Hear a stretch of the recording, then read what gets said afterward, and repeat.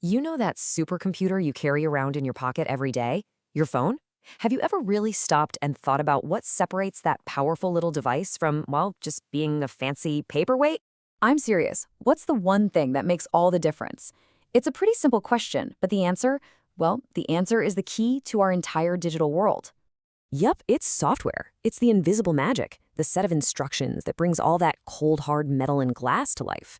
So today, we're going to pull back the curtain and figure out what software really is and how it's made. So here's our roadmap. We'll kick things off by figuring out what software is, the ghost in the machine. Then we'll look at the two big types of software out there.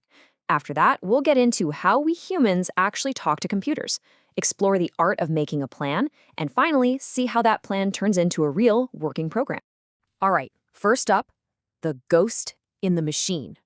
Sounds a little spooky, right? But it's all about getting a handle on that intangible part of a computer.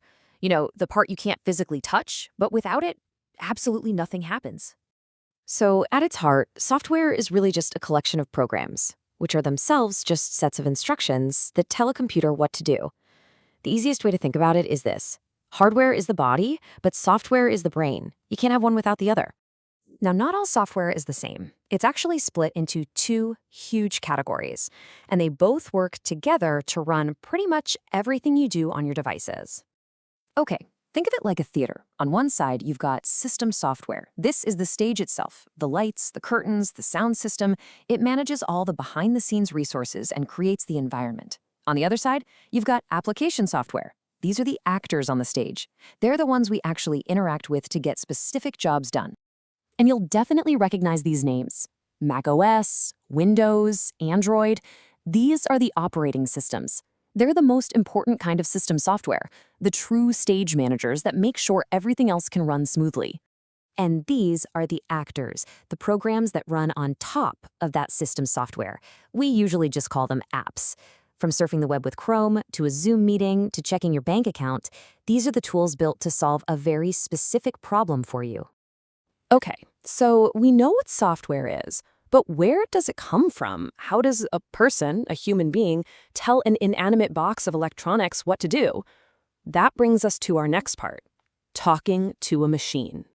That process is called programming, and you can think of it as the art of writing a really, really specific to-do list for a computer.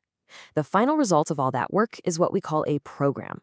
You are literally telling the machine what to do step by painstaking step. You know, a fantastic way to wrap your head around programming is to think of it like writing a letter. It's a type of communication, but your audience isn't another person, it's a computer. And the comparison lines up almost perfectly. In a letter, you use a human language like English.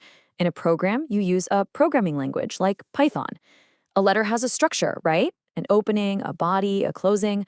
Well, a program has the same thing, governed by very strict rules we call syntax. The goal of both is to get a message from a sender to a receiver. It's just that in this case, the receiver is a machine. But hang on. Before you can write that letter, before you type even one line of code, you absolutely need a plan. You can't just start typing and hope it all works out. That plan has a special name. It's called an algorithm, and it's really the secret art behind all of programming. So an algorithm is just a step-by-step recipe for solving a specific problem. And it's not a new idea at all. The term actually goes way, way back to a 9th century scholar named Al-Khwarizmi. It's the pure logic, the recipe, that you'll eventually turn into code. And if there's one thing to remember, it's this: you would never, ever build a house without a blueprint, right? And you should never write a program without an algorithm. It is the foundational plan that makes sure the thing you build actually stands up and does what you want it to do. A classic way to sketch out this blueprint is with a flowchart. Different shapes mean different things. The oval is your start and stop button. The parallelogram is for getting input from a user or displaying output. The rectangle is for doing a calculation. And that diamond shape, the rhombus, that's a decision point, an if this, then that kind of question. It's a visual map of your logic. Okay, for our final section, let's put all these pieces together. We're going to see how we get from a simple idea all the way to a finished program that a computer can actually run. See, professional developers follow a clear process. First, you have to 100% understand the problem. Then, you figure out what information you need to start with, the input.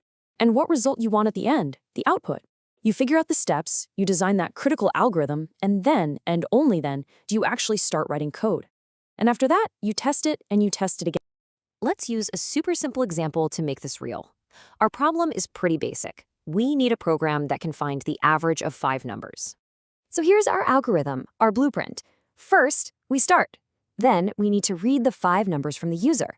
Next comes the core logic. We add all those numbers up to get a sum, and then we divide that sum by 5 to get the average. After that, we just write the answer to the screen, and we're done. Stop.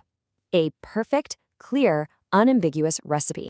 And now we translate our recipe into the programming language, in this case, Python. Every single line of code you see here matches a step in our algorithm. We are literally writing out our plan in a language the computer can finally understand. This is us writing our letter to the machine.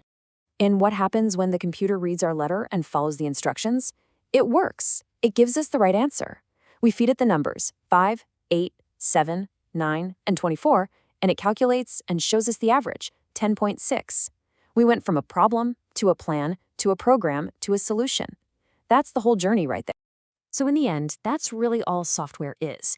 It's a solution to a problem, designed by a human, written in a language a computer can understand. And every single piece of software ever created started with a problem that needed solving. So the only question left is, what problem will you solve?